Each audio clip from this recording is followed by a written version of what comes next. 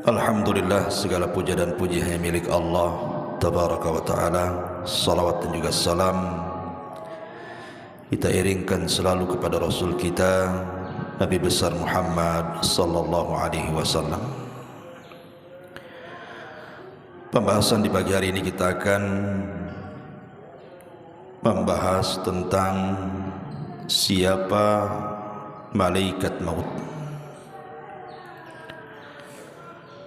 Apa tugasnya? Apakah kemudian malaikat maut juga bisa meninggal? Bagaimana kondisi malaikat maut di akhirat? Ma'asyiral muslimin yang dimuliakan Allah Subhanahu wa taala.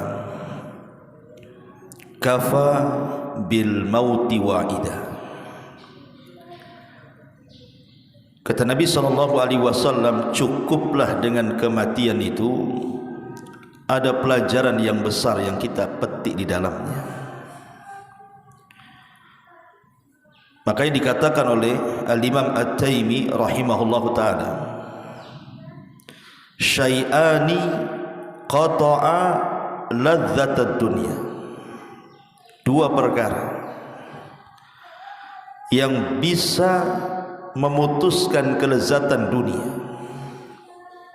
Zikrul mauti wa zikrul wukuf baina yadayillahi azza wa jalla. Pertama mengingat kematian, dan yang kedua mengingat bahwa kita akan dihadapkan di hadapan Allah Subhanahu wa taala. Dan berkata juga para ulama salaf yang lainnya, man aktsara dzikral mauti akramahu Allahu bi thalathin. Siapa yang banyak mengingat dengan kematian, maka Allah akan muliakan dengan tiga perkara. Bi ta'jilit taubati. Pertama, dia akan menyegerakan bertobat. Wa qanaati fil qalbi. Dia akan senantiasa redha dalam hatinya. Wa nasyati fil ibadati, dan dia akan rajin melakukan ibadah. Tetapi sebaliknya, wa man nasiyal mauta aqabahu Allahu bi thalathin. Tapi kalau dia melupakan adanya kematian, maka dia akan diazab dengan tiga perkara. Bi taswifit taubati, dengan menunda-nunda taubat. Wa tarkir ridha bil qalil, dia tidak senang dengan pemberian Allah yang sedikit. Wa takasulin fil ibadati, dan dipastikan dia malas beribadah. Ma'asyiral muslimin yang dimuliakan Allah azza wa jalla, kullu nafsin dha'iqatul maut. Setiap jiwa pasti mati. Falaula idza balagatil khulqum wa antum hina idzin tanzurun wa nahnu aqrabu ilaihi minkum walakin la tubsirun falaula in kuntum ghaira madinin tarji'unaha in kuntum shadiqin. Maka kalau begitu, mengapa tidak mencegah ketika nyawa telah sampai di kerongkongan dan kamu ketika itu mampu melihat, dan kami lebih dekat kepadanya daripada dirimu sendiri, tapi kamu tidak bisa melihatnya. Maka mengapa jika kamu memang tidak dikuasai oleh Allah, kamu tidak mengembalikan nyawa itu jika kamu memang orang yang benar? Artinya kematian itu pasti akan mendatangi siapapun. Dan orang yang pertama kali bercita-cita ingin mati adalah Nabi Yusuf alaihi salatu wassalam. Disebutkan dari Ibnu Abbas radhiyallahu anhuma, awwalu nabiyyin sa'alallah al-mauta Yusuf. Yang pertama kali dari kalangan para nabi yang meminta kepada Allah tentang kematian adalah Nabi Yusuf. Dan itu disyaratkan di dalam firman Allah surah Yusuf ayat 101, Rabbi qad ataitani minal mulki wa 'allamtani min ta'wilil ahadits fatiras samawati wal ard anta waliyuna fid dunya wal akhirah tawaffani musliman wa alhiqni bis salihin. Ya Rabb, sesungguhnya Engkau telah menganugerahkan kepadaku sebagian kerajaan dan telah mengajarkan kepadaku berbagai macam tabir mimpi. Ya Rabb, Engkau pencipta langit dan bumi, Engkaulah pelindungku di dunia dan akhirat. Wafatkan aku dalam kondisi Islam dan gabungkan aku dengan orang-orang saleh. Tentu Nabi Yusuf ketika berangan-angan ingin sebuah kematian itu bukan karena dia kemudian seperti layaknya orang-orang yang terkena sakit kemudian tidak mau lagi tinggal di dunia. Tidak, justru Yusuf ini sebaliknya. Kondisi dia di atas popularitas yang luar biasa. Makanya dijelaskan oleh para ulama, wa Nabi Yusuf alaihi salatu wassalam dia ingin bersyukur kepada Allah Subhanahu wa taala dengan adanya dunia yang ada di hadapannya,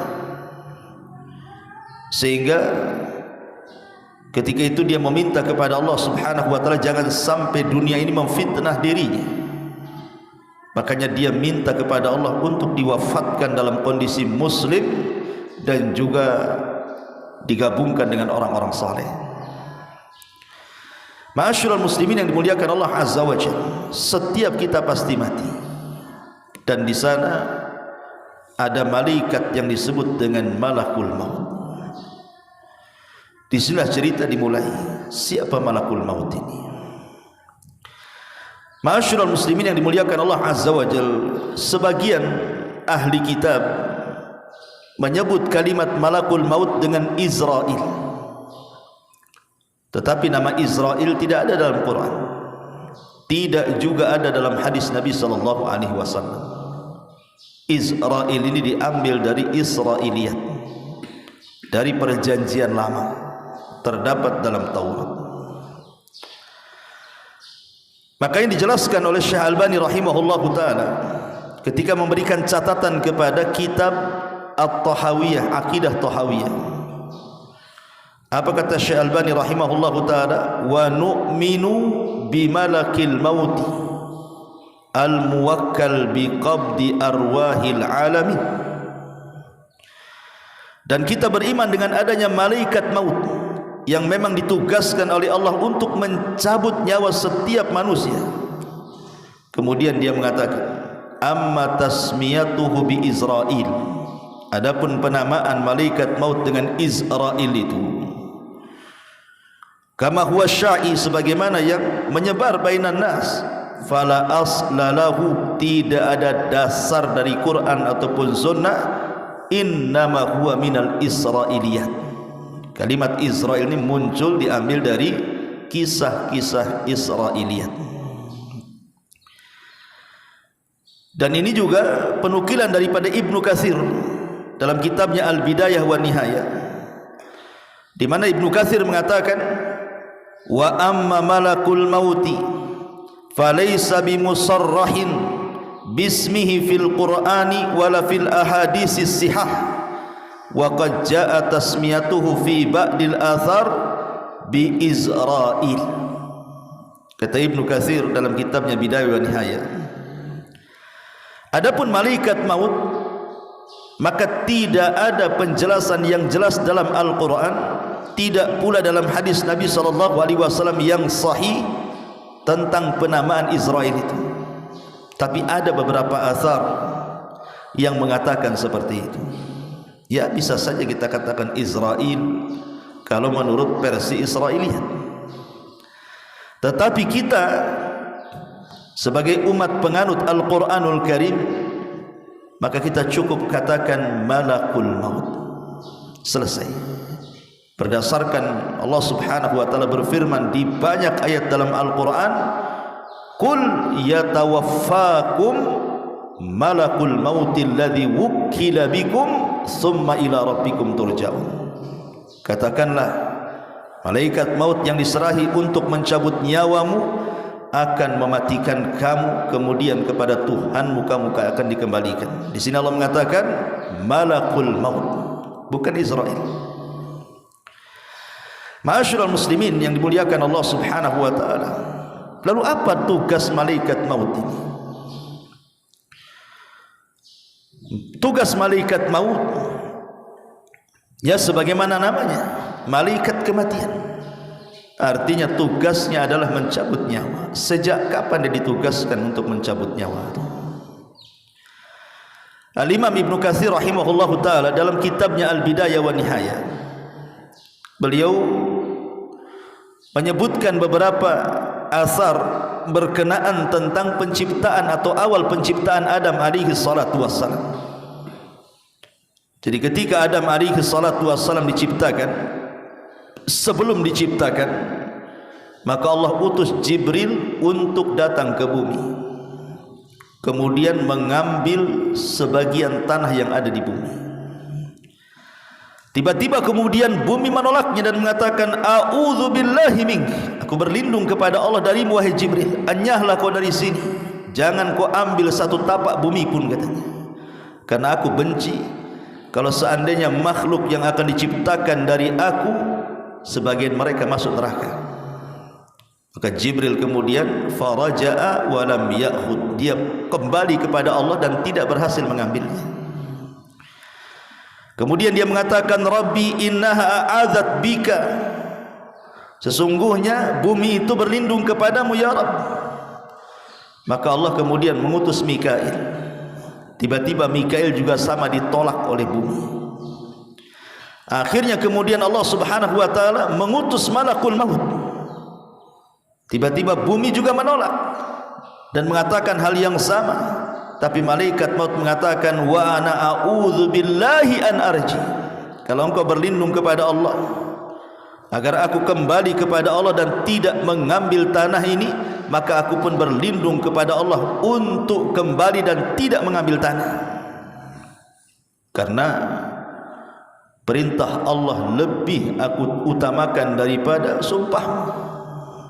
Akhirnya kemudian malaikat maut ini berhasil mengambil tanah yang ada di bumi itu. Kemudian setelah dia mengambil tanah itu, maka kemudian dia melaporkan tentang bumi, dan kemudian Allah mengatakan, karena engkau sudah berhasil mengambil tanah dari bumi untuk menciptakan Adam alaihi salatu wassalam, maka engkaulah yang berhak kelak mencabut Adam dan seluruh anak keturunannya. Ini riwayat memang dicantumkan oleh Imam Ibnu Katsir di dalam kitabnya Bidayah wa Nihayah. Akan tetapi riwayat-riwayat seperti ini bukan riwayat-riwayat yang terdapat dalam kitab-kitab Islam, tidak ada. Tetapi ini riwayat-riwayat Israiliyat. Makanya sebagian para ulama melemahkan riwayat ini. Ma'asyiral muslimin yang dimuliakan Allah Subhanahu wa taala, kita tahu bahwa satu malaikat maut itu memiliki kekuatan yang tidak bisa ditandingi oleh siapapun dari jin ataupun manusia. Tidak ada yang bisa melawan malaikat maut. Satu malaikat maut, apalagi malaikat maut itu bukan satu malaikat tetapi awan, rombongan. Tetapi begitulah Allah Subhanahu wa taala menciptakan malaikat ini memiliki kekuatan melebihi jin. Lihat Al-Imam Ibnu Utsaimin rahimahullahu taala ketika menceritakan tentang kisah Nabi Sulaiman. Ketika Allah mengatakan, ya ayyuhal mala'u ayyukum ya'tini bi arsyiha qabla an ya'tuni muslimin. Kata Sulaiman di hadapan jin dan juga manusia, siapa yang bisa memindahkan arsy Ratu Balqis dari Yaman kemari, katanya. Qala ifritun minal jin, tiba-tiba ifrit dari jin mengatakan, ana atika bihi qabla an taquma min maqamik, aku bisa mendatangkan istana itu sebelum kau berdiri dari singgasanamu. Kemudian dia mengatakan, wa inni alaihi laqawiyyun amin, saya kuat, bisa dipercaya untuk itu, katanya. Tetapi tiba-tiba berdirilah seorang manusia dan mengatakan, qala alladhi indahu ilmun minal kitab ana atika bihi qabla an yartad ilaika tarfuka. Tiba-tiba ada seorang manusia, ada yang mengatakan namanya Asib ibn Barkhiyah, ada yang mengatakan wallahu a'lam, orang saleh, mengatakan, ya Sulaiman, aku bisa lebih daripada itu. Sebelum matamu berkedip, kupastikan istana itu sudah sampai di hadapan. Lihat dari sini, siapa yang kuat, manusia atau jin? Manusia lebih kuat. Jin, dia mendatangkan istana sebelum Sulaiman berdiri. Tapi manusia bisa mendatangkan istana sebelum Sulaiman berkedip, menunjukkan manusia sebenarnya lebih kuat dibandingkan jin. Ketika manusia lebih kuat dibandingkan jin, tapi manusia kalah dengan malakul maut. Tidak ada manusia yang mampu melawan malakul maut. Idza jaa ajaluhum la yastakhiruna sa'atan wa la yastaqdim. Kalau sudah datang ajalnya, tidak mungkin maju, tidak mungkin mundur, pas waktunya. Siapapun dia, mau para nabi, para rasul, para syuhada, orang-orang saleh, semua tidak bisa melawan malakul maut. Dari sini pendalilannya, kalau jin tidak lebih kuat daripada manusia, sementara manusia tidak lebih kuat daripada para malaikat, berarti malaikat memiliki kekuatan melebihi jin dan juga manusia. Ma'asyiral muslimin yang dimuliakan Allah Subhanahu wa taala, dalam akidah ahli sunnah wal jamaah, kita meyakini bahwa malaikat maut itu ada, dan itu berdasarkan beberapa dalil dalam Quran. Kita akan baca. Pertama, dalam surah As-Sajdah ayat 11, Allah mengatakan, kul yatawaffakum malakul mauti alladhi wukkila bikum thumma ila rabbikum turja'un. Katakanlah, malaikat maut yang diserahi untuk mencabut nyawamu akan mematikan kamu, kemudian kepada Tuhanmu kalian dikembalikan. Kemudian dalam surah Al-An'am ayat 61 Allah katakan, hatta idza jaa ahadakumul maut tawaffathu rusuluna wa hum la yufarritun. Allah mengatakan, sehingga ketika datang kepada salah seorang di antara kalian kematian, maka malaikat-malaikat kami yang mencabut nyawanya, dan mereka tidak pernah lalai dari tugasnya. Dan Allah juga katakan dalam surah Al-An'am ayat 93, walau tara idz zalimuna fi ghamaratil maut wal malaikatu basitu aydihim akhriju anfusakum. Alangkah dahsyatnya sekiranya kamu melihat di waktu orang-orang zalim berada dalam tekanan sakaratul maut, sedang para malaikat memukul dengan tangannya sambil berkata, keluarlah nyawamu. Kemudian juga Allah mengatakan dalam surah Al-Anfal ayat 50, walau tara id yatawaffa alladhina kafaru al-malaikatu yadribuna wujuhahum wa adbarahum wa dhuqu adzabal hariq. Dan sekiranya kamu melihat ketika para malaikat maut mencabut nyawa orang-orang kafir sambil memukul wajah dan punggung mereka, seraya berkata, rasakanlah olehmu siksa neraka yang membakar. Kemudian Allah juga katakan dalam surah An-Nahl ayat 28 sampai 32, alladzina tawaffahumul malaikatu zalimi anfusihim, sampai kepada alladzina tawaffahumul malaikatu tayyibina yaquluna salamun alaikum udkhulul jannah bima kuntum ta'malun. Orang-orang yang dicabut nyawanya oleh para malaikat dalam keadaan berbuat zalim kepada diri mereka, mereka menyerahkan diri sambil berkata, kami tidak pernah mengerjakan satu kejahatan pun. Sampai malaikat mengatakan, pernah, sesungguhnya Allah mengetahui apa yang telah kalian kerjakan. Kemudian Allah ulang juga dalam surah An-Nisa 97-nya, innal ladzina tawaffahumul malaikatu zalimi anfusihim qalu fima kuntum qalu kunna mustad'afina fil ardh. Sesungguhnya orang-orang yang dicabut nyawanya oleh malaikat maut dalam keadaan menzalimi diri mereka, mereka para malaikat bertanya, bagaimana kamu ini? Qalu, mereka mengatakan, alam takun ardullahi wasiyah, bukankah bumi Allah itu luas? Kemudian dalam surah Muhammad ayat 27 Allah mengatakan fa kaifa idza tawaffathumul malaikatu yadribuna wujuhahum wa adbarahum. Maka bagaimana nasib mereka apabila malaikat maut mencabut nyawa mereka, memukul wajah dan punggung mereka, dan begitu seterusnya. Quran sudah tegas menjelaskan bahwa tugas malaikat maut adalah mencabut nyawa, dan mereka adalah malakul maut, bukan Israel. Ma'asyiral muslimin yang dimuliakan Allah Subhanahu wa taala. Adapun kisah tentang pencabutan nyawa dijelaskan dalam hadis yang panjang sekali dari Bara bin Azib radhiyallahu anhu.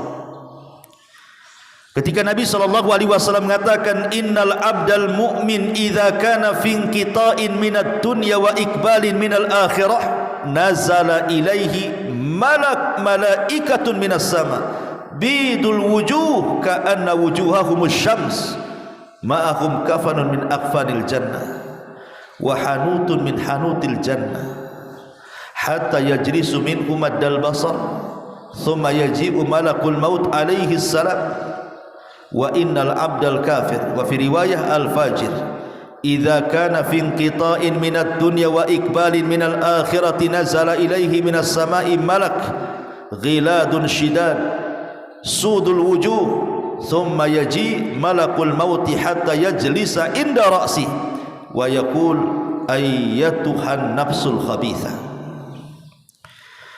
Dari hadis Bara bin Azib radhiyallahu anhu, Nabi mengatakan, sesungguhnya hamba mukmin apabila mereka hendak meninggalkan dunia dan menghadap akhirat, maka malaikat dari langit akan turun. Wajah mereka sangat putih, seolah-olah wajah mereka itu laksana kilatan cahaya matahari. Kemudian mereka membawa kain kafan dari kafan-kafan sorga, minyak wangi dari minyak wangi sorga. Kemudian mereka duduk sejauh mata memandang. Kemudian datanglah malaikat maut dan mencabut nyawa hamba mukmin tadi. Adapun hamba kafir, dalam riwayat hamba fajir, apabila hendak memisahkan diri dari dunia dan menghadap akhirat, turun malaikat dari langit sangat keras, wajahnya sangat hitam. Kemudian datanglah malaikat maut sehingga dia duduk di hadapan kepala orang fajir yang akan meninggal dan akan mengatakan, "Hei jiwa yang buruk, keluar kamu." Di sini kita tahu bahwa setiap manusia mukmin ataupun kafir akan didatangi oleh malaikat maut. Tetapi malaikat maut tidak bertugas sendirian. Ada malaikat maut itu memang satu malaikat satu tugas seperti Jibril, Mikail, Israfil. Itu memang satu malaikat satu tugas. Tetapi malaikat maut itu bukan satu malaikat, tapi dia rombongan. Makanya kalau seandainya ada orang yang bertanya, bukankah malaikat maut itu tugasnya mencabut nyawa? Kesannya hanya satu malaikat. Tapi Allah Subhanahu wa taala katakan dalam surah As-Sajdah tadi, tawaffathu rusuluna, rasul-rasul kami yang mewafatkannya. Dengan kalimat jamak rusuluna, rasul-rasul kami yang mewafatkannya, menunjukkan malaikat maut itu tidak sendiri, tetapi rombongan. Apalagi dalam satu hari itu kematian orang bukan satu tempat, bukan satu jiwa dalam satu kematian itu. Mungkin di Batam saja dalam satu hari bisa 10 sampai 20 orang dalam sehari itu. Apalagi kemarin musim corona, banyak orang mati kan begitu. Maka sebagian para ulama menjawab bahwa seperti yang dikatakan oleh Ibnu Abbas radhiyallahu anhu.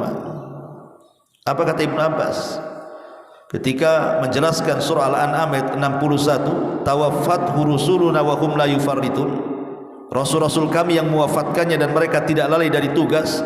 Qala, dia mengatakan, inna limalakil mauti a'wanan minal malaika. Sesungguhnya malaikat maut itu memiliki teman-teman dari kalangan malaikat yang lainnya. Artinya dia tidak bertugas sendirian. Dari sini kata Syekh Utsaimin rahimahullahu taala, dia mengatakan inna malakal mauti lahu a'wan yu'inunahu ala ikhrajir ruh minal jasadi hatta yusiluna ilal hulqum.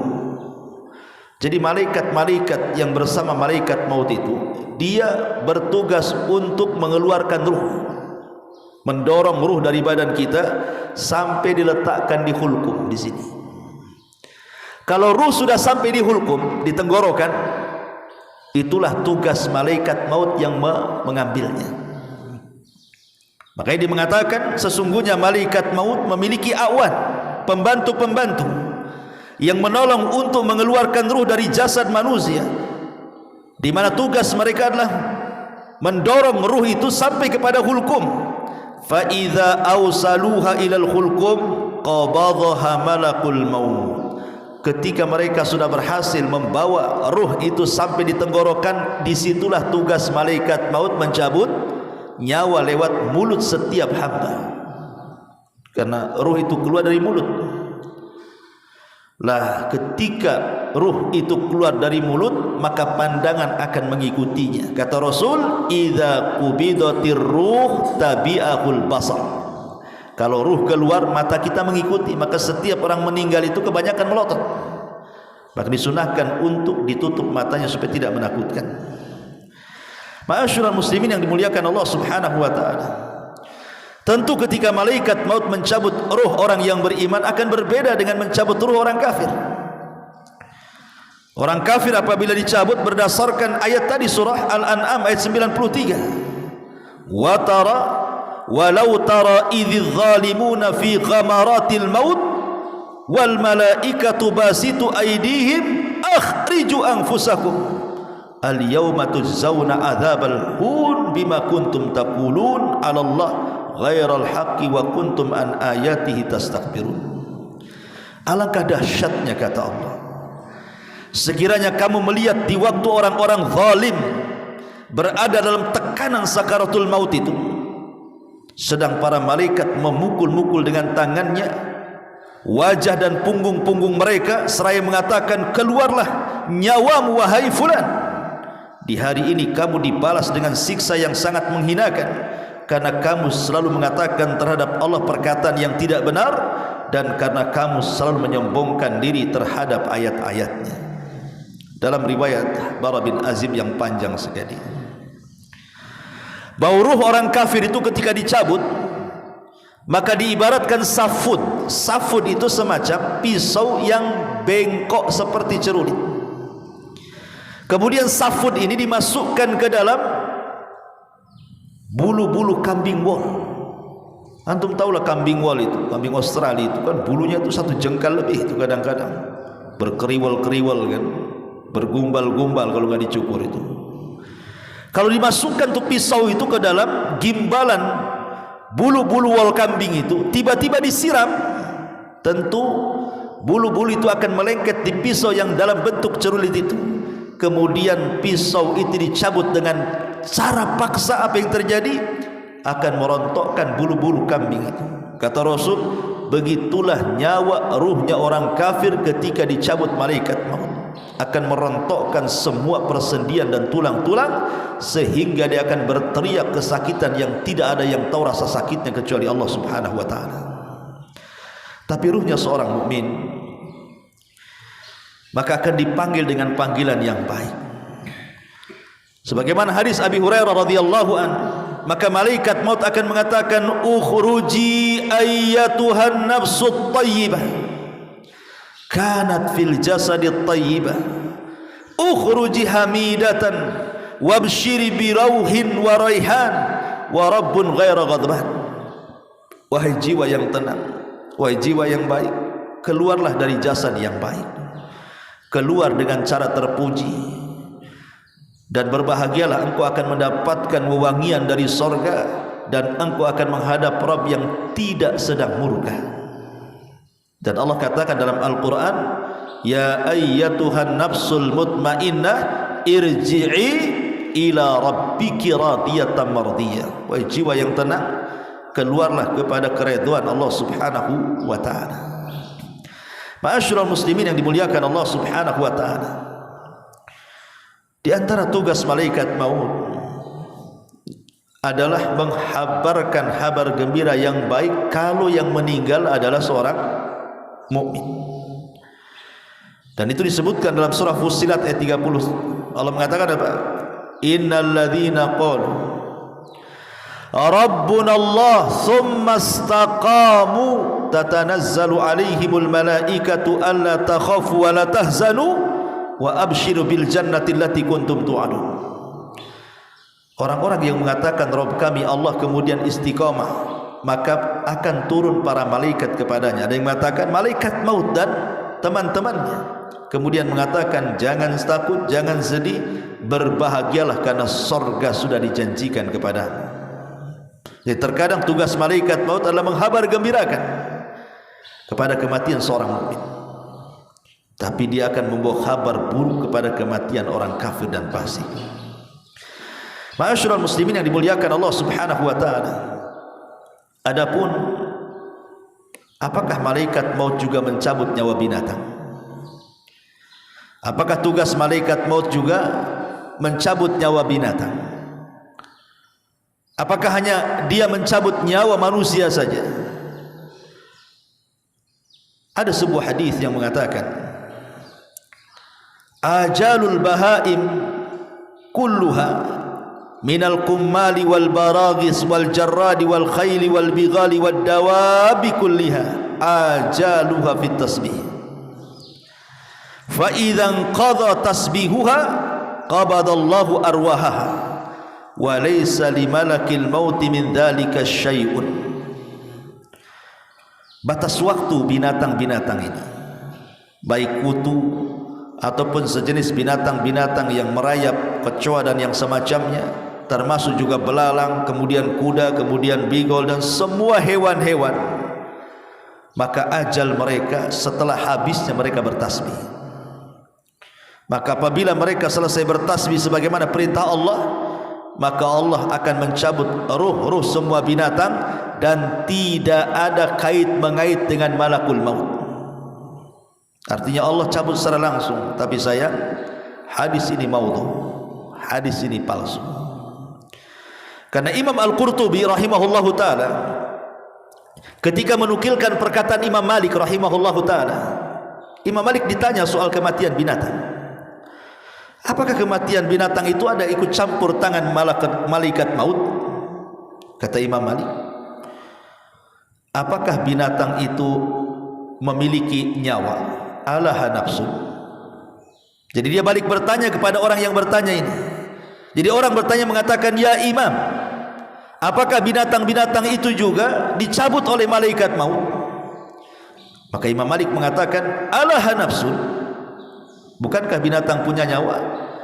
Maka orang bertanya ini mengatakan, na'am, ya, mereka punya nyawa. Maka Imam Malik mengatakan, malakul mauti yaqbidu arwaha. Kalau begitu berarti malaikat maut juga ada ikut campur tangan mencabut nyawanya. Karena Allah mengatakan, Allahu yatawaffal anfus hina mautiha.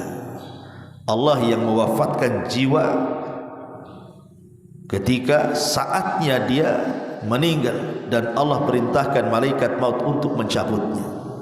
Berarti dari sini tidak ada satupun yang bernyawa, apakah itu manusia, apakah itu jin, bahkan para malaikat sendiri, bahkan binatang-binatang, kecuali ada ikut campur malakul maut untuk mencabut nyawa mereka.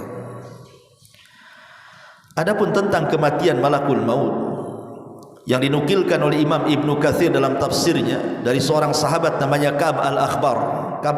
Ka'ab al-Akhbar ini dulunya seorang Nasrani, masuk Islam di zaman Umar dan menjadi ulama Islam, sehingga dia banyak membawakan kisah-kisah Israiliyat. Dan kisah-kisah Israiliyat ini Nabi SAW pernah mengatakan, hadithu an bani Israel wala haraj. Ceritakan tentang kisah Israel, tidak mengapa. Tetapi kata Rasul, jangan kau benarkan secara mutlak, jangan pula kau dustakan secara mutlak. Ya, kisah Israiliyat ini diceritakan sebagai pelezat saja, karena sandaran kita adalah Al-Quran dan Sunnah. Disebutkan dalam riwayat yang panjang sekali dari Abu Hurairah radhiyallahu anhu. Jadi saat kiamat datang, Ji'a malakul mauti ilal jabbar, didatangkan malaikat maut menghadap Allah Subhanahu wa taala.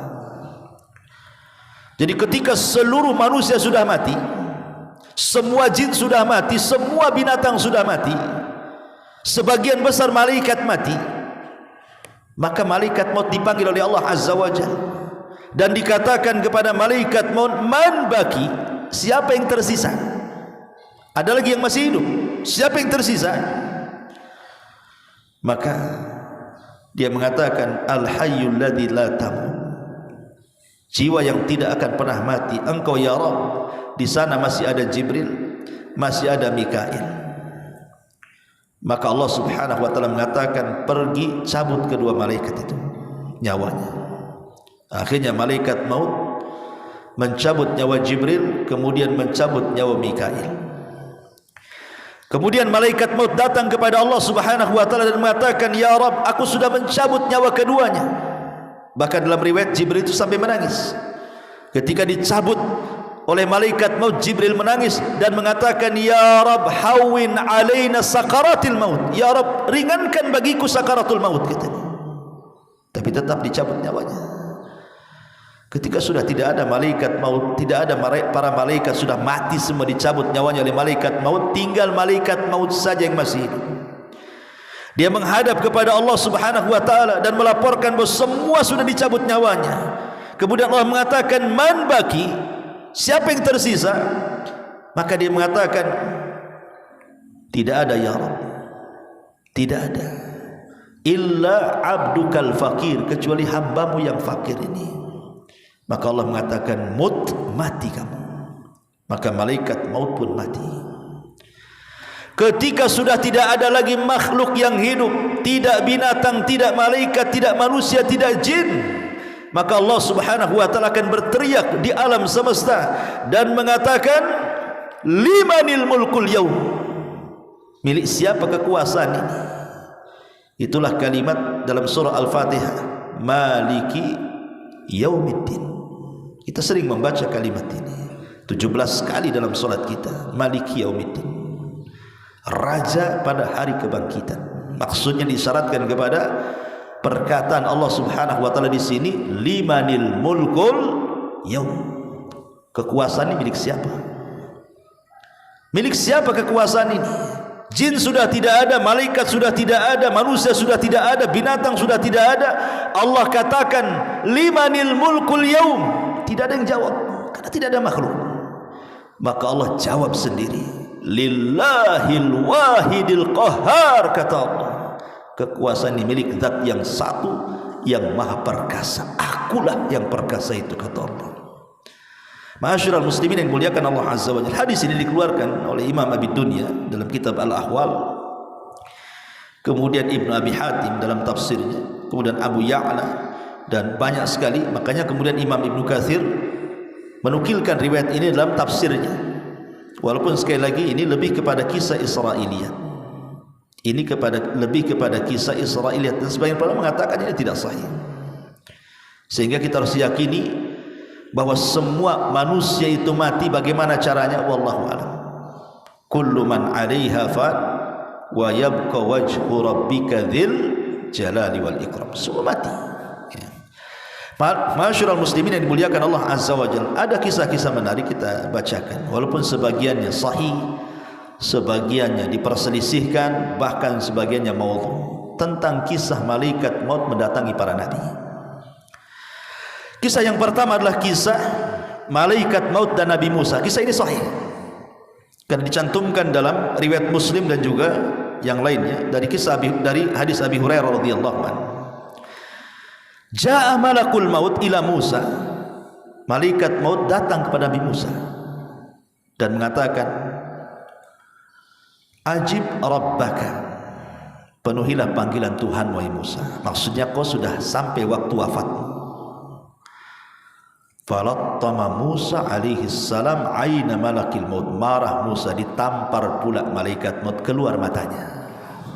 Malaikat maut tampar sama Musa, karena ketika itu malaikat maut dalam bentuk manusia. Masalahnya kalau dia datang dalam bentuk malaikat maut tidak bisa ditampar. Dia mendatangi Nabi Musa dalam bentuk manusia. Ketika dia mengatakan seperti itu, ajib rabbaka, Musa, penuhi panggilan Rabbmu, kau harus mati hari ini, katanya. Ya Musa emosi lah dibilang begitu. Ditampar malaikat maut itu, keluar biji matanya. Waraja'al malak ilallah, maka malaikat maut akhirnya melapor kepada Allah dan mengatakan, ya Rabb, innaka arsaltani ila abdin laka la yuridul maut. Ya Rabb, kau utus aku kepada hamba yang tak mau mati. Cemana pula ni, katanya. Maka Allah subhanahu wa ta'ala mengatakan, setelah kemudian mengembalikan kedua matanya, maka Allah mengatakan, irji ila abdi, datang kau lagi kepada hambaku Musa. Faqul, dan katakan, al hayata turid, fa idza kunta turidul hayat fadha yadaka ala matni thawri fama tawarat yaduka min sya'ratin fa innaka ta'isu biha sanatan. Maka Allah mengatakan kepada malaikat maut, kembali kepada hambaku dan sampaikan kepadanya, apakah engkau terus menginginkan kehidupan? Jika engkau masih menginginkannya, letakkan tanganmu pada punggung sapi jantan. Satu bulu yang kau tutupi tanganmu itu, maka engkau akan hidup 1 tahun. Jadi kalau seandainya kita letakkan begini tangan kita di sapi jantan, rupanya bulu yang ditutupi tangan itu anggaplah ada 100 bulu, berarti setiap 1 bulu dihitung 1 tahun. Ya. Maka Musa berkata, lalu apa setelah ini? Qala fal ana min qarib rabbi amitni minal ardil muqaddasati ramyata bihajarin. Qala Rasulullah sallallahu alaihi wasallam, wallahi law anni indahu la ara'aitukum qabrahu ila janibit tariq indal kathibil ahmar.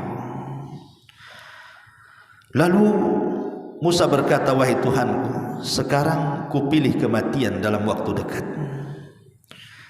Artinya akhirnya Musa pasrah, udah cabut aja lah daripada tak dicabut gitu. Cabut aja lah, katanya. Ya. Kemudian Nabi SAW menyampaikan keinginannya, matilah aku dekat tanah suci Baitul Maqdis sedekat lemparan batu.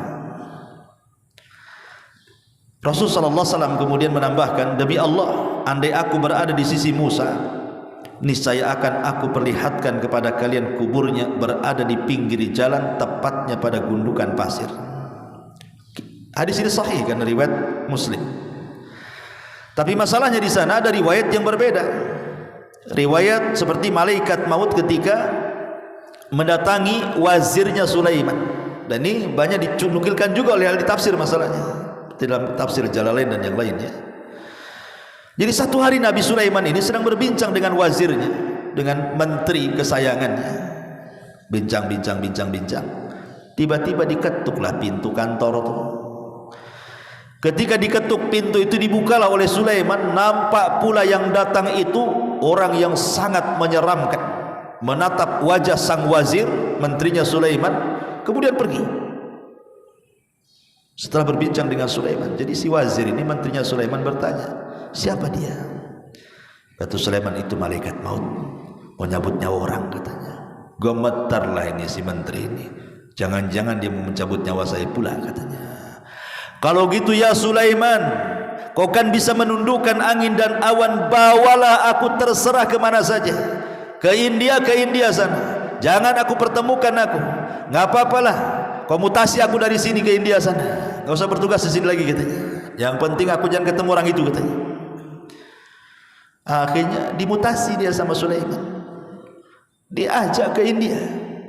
Ketika turun dari awan, rupanya orang itu sudah di situ. Jadi Sulaiman ini bertanya kepada orang itu dan mengatakan, kenapa kamu ada di sini? Maka kemudian dia mengatakan, Allah barusan merintahkan aku untuk nyabut nyawa orang dan dia ada di sini. Ku tengok-tengok tak ada, rupanya ada kamu dan dia. Mungkin dialah, katanya. Akhirnya dicabut nyawanya. Subhanallah. Itulah ketika Allah mengatakan, idza jaa ajaluhu la yastakhiruna sa'atan wala yastaqdimun. Kalau datang ajalnya, tidak mungkin maju, tidak mungkin mundur, kan itu. Tapi kisah ini disebutkan juga oleh Ibnu Abi Syaibah dalam kitab Musannaf, dan Ats-Tsa'labi dalam tafsirnya, Imam Ahmad dalam Zuhud, Ibnu Battah dalam Ibanah, Al-Asbahin dalam Azamah, Ibn Wahab dalam Tarikh Ad-Dimashqi, Abu Nu'aim dalam Hilyah, dan begitu seterusnya. Tetapi sekali lagi sebagian para ulama mengatakan sanadnya ini mauquf. Maksudnya mauquf tidak sampai kepada Nabi, tetapi ini ucapan seorang sahabat. Ada juga yang mengatakan sampai kepada tabi'in, artinya maktu, bukan mauquf ya, maktu itu terputus sanadnya karena ucapan tabi'in, bukan ucapan Nabi. Kalau ucapan sahabat namanya mauquf, kalau sampai kepada Rasul namanya marfu. Begitu istilah mustalahul hadis ya. Dan maktu sampai kepada tabi'in ini berarti riwayatnya lemah karena terputus sampai tabi'in ya. Ma'asyiral muslimin yang dimuliakan, termasuk juga kisah malaikat maut dan Nabi Ibrahim. Al-Khuldi meriwayatkan, mengeluarkan dalam kitabnya Al-Fawaid waz-Zuhdi war-Raqaiq wal-Marathi, menceritakan tentang kisah kedatangan malaikat maut hendak mencabut nyawa Ibrahim. Jadi malaikat maut ini datang kepada Ibrahim dan mengatakan, "Ya Ibrahim, Allah memerintahkan aku untuk mencabut nyawamu." Maka Ibrahim mengatakan kepada malaikat itu, "Bagaimana mungkin? Bagaimana pendapatmu? Khalilan yaqrahu bagaimana pendapatmu? Ra'aita khalilan yaqbidu ruha khalilihi." Bagaimana pendapatmu wahai malaikat maut? Ini khalil itu maksudnya Allah Subhanahu wa taala, sang kekasih mau mencabut kekasihnya. Macam mana pula katanya? Saya kan kekasih Allah.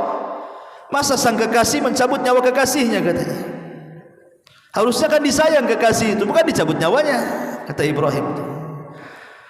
Tetapi kemudian malaikat maut ini kembali kepada Allah dan mengatakan, ya Rabb, Ibrahim ngomong macam mana sang kekasih mencabut nyawa kekasihnya katanya. Maka Allah mengatakan, cabut nyawanya. Akhirnya malaikat maut mencabut nyawanya. Sanadnya maudhu, maqdhub. Hadis ini palsu, tidak ada sanadnya ya. Kemudian juga malaikat maut, pernah satu hari malaikat maut itu dia tertawa, menangis, kaget. Ini kisah lain lagi nih ya. Jadi satu hari itu malaikat itu pernah tertawa, pernah menangis, pernah kaget dia. Dikisahkan tentang dialog Allah dengan malaikat maut. Jadi Allah bertanya kepada malaikat maut itu, "Apa pengalamanmu saat mencabut nyawa?" Kata malaikat maut, "Kadang aku tertawa, kadang aku menangis, kadang aku kaget," katanya. Kata malaikat maut nih. Kata Allah, "Kapan kau tertawa?" Ini cerita. "Satu hari aku hendak mencabut nyawa orang tua," katanya. Orang tua ini baru mesan sepatu. Kemudian dia mengatakan kepada pembuat sepatu itu, "Buatkan sepatu untukku yang tahan 1 tahun. Buatkan sepatu untukku yang tahan 1 tahun, jangan cepat rusak." Maka sudah dipesan sepatunya. Kata malaikat maut, "Sayang, sebelum dipakai dah aku cabut nyawanya," gitu. Belum pun dipakai sepatu itu, sudah aku cabut nyawanya. Aku tertawa, kata malaikat maut. Kasihan dia, udah pesan setahun pula, udah mati duluan gitu. Kemudian, "Kapan aku menangis? Kapan kau menangis?" kata Allah. Kemudian malaikat maut mengatakan, "Saat aku mencabut nyawa seorang wanita. Ketika itu dia sedang menyusui anaknya di tengah padang pasir. Ketika itu aku memandang bayinya. Kalau seandainya aku cabut nyawa wanita ini, siapa yang merawat bayinya? Dia sendirian di padang pasir. Aku pun menangis kasihan, tapi tetap ku cabut karena perintah Allah. Adapun aku kaget ketika aku mencabut seorang alim, mencabut seorang ulama," dia bilang. "Tiba-tiba ketika aku hendak mencabutnya, aku kaget karena di dahinya ada cahaya. Tetapi tetap saja aku pun mencabut dia dan cahayanya." Tapi hadis ini dipermasalahkan juga oleh para ulama karena hadis ini dilemahkan, tidak ada sanadnya sampai kepada Nabi sallallahu alaihi wasallam. Tetapi yang mungkin yang banyak dikisahkan adalah kisah tentang malaikat maut dan Nabi Yakub. Nah, itu dijelaskan, pernah saya juga jelaskan dalam khutbah Jumat ketika Nabi Yakub didatangi malaikat maut, kemudian dikatakan, kata Yakub, kenapa kau tidak mengantarkan tanda-tanda sebelum kau cabut nyawaku? Entah 2 atau 3 tanda jadilah, katanya. Kata malaikat maut, kan sudah kukirim tanda-tandanya. Kata Yakub, apa tanda-tandanya? Bayadu ra'sika ba'da sawadi, inhina'u dhahrika ba'da istiqamati, wa dha'fu badanika ba'da quwwatihi, hadihi rusuli ila bani Adam qabla al-mauti. Putih rambutmu yang dulunya hitam, bungkuk badanmu yang dulunya tegak, lemah badanmu yang dulunya kuat, itulah tanda kau dekat dengan mati, katanya. Dan tanda ini akan berlaku kepada seluruh anak Adam. Masyarakat muslimin yang dimuliakan Allah Azza wa Jalla, sekilas tentang beberapa kisah seputar malaikat maut. Tapi yang jelas bahwa kematian adalah makhluk Allah. Malaikat maut adalah makhluk Allah. Kematiannya itu sendiri adalah makhluk Allah. Dan nanti pada hari kiamat ketika penduduk sorga masuk ke dalam sorga, penduduk neraka masuk ke dalam neraka, dan sudah tidak ada lagi syafaat, tidak ada lagi rahmat, semua sudah menduduki tempatnya masing-masing. Ji'abil mauti, maka Allah akan datangkan kematian ala suratil kabshan amlah, dalam bentuk kambing yang ada hitam putihnya. Kemudian Allah gorok tuh kambing itu, simbol bahwa tidak ada kematian lagi. Maka Allah Subhanahu wa taala akan menyuruh kepada penduduk surga, ya ahlal jannah khuludun la mautalakum. Hei ahli surga, kekal kau kalian. Kau dapat nikmat yang kekal di situ. Wa ya ahlan nar khuludun la mautalakum. Kalian juga penduduk neraka kekal di dalamnya, rasakan azab. Ketika kematian sudah tidak ada lagi, berarti yang ada hanya kekekalan. Itulah Allah katakan, innal ladzina amanu wa amilus solihat ulaika ashabul jannah hum fiha khalidun. Orang-orang yang beriman dan beramal saleh, mereka akan masuk surga dan mereka akan kekal di dalamnya selama-lamanya. Tapi lihat Allah katakan kepada penduduk neraka, innal ladzina kafaru wa kadzdzabu bi ayatina ulaika ashabun nar hum fiha khalidun. Orang-orang yang kafir dan mendustakan ayat-ayat kami, maka mereka akan masuk ke dalam neraka dan mereka kekal di dalamnya selama-lamanya. Subhanallah bihamdika asyhadu an la ilaha illa anta astaghfiruka wa atubu ilaik. Allahu taala alam. Assalamualaikum warahmatullahi wabarakatuh.